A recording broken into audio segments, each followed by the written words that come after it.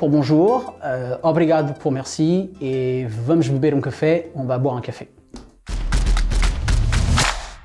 Les Portugais sont très Mario. Les gens sont souriants, les gens sont accueillants. On est fan de la Vierge Marie depuis toujours. C'est notre maman. Ils aiment partager. Les Portugais sont très simples dans leur façon d'être. Ils se plient en quatre pour nous accueillir. Ils ont toujours le sourire, sauf dans leur voiture, et sauf quand tu leur parles de foot et que tu ne supportes pas le même club qu'eux.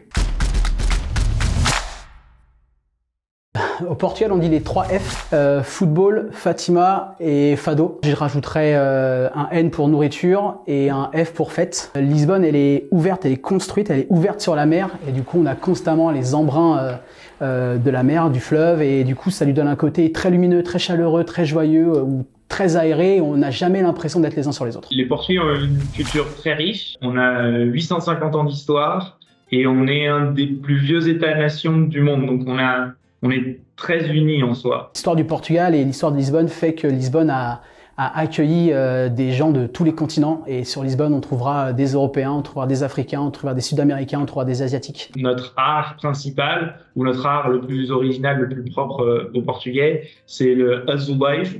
Donc c'est des carreaux de faïence qui traditionnellement font 14 cm sur 14 cm et sur lesquels qu'on recouvre les murs et qui sont peints selon les âges, de façon différente et dans des styles différents. C'est un pays où je pense que le soleil y aide pour beaucoup.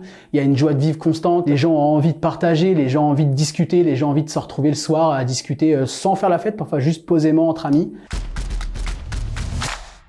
Le saint patron de Lisbonne, oui, Saint-Antoine de Padoue, qui est mort en Italie, donc les gens pensent qu'il est italien. Pas du tout, il est né sur Lisbonne et c'est un ancien bourgeois qui est devenu prêtre. C'est le saint patron des objets perdus. Je porte son prénom en référence à Saint-Antoine de Padoue, comme mon père le porte, comme mon grand-père le portait et comme ainsi de suite, et j'espère mon neveu aussi. C'est aussi le saint patron du mariage, dans le sens il aide à trouver un conjoint, donc aussi une bonne chose.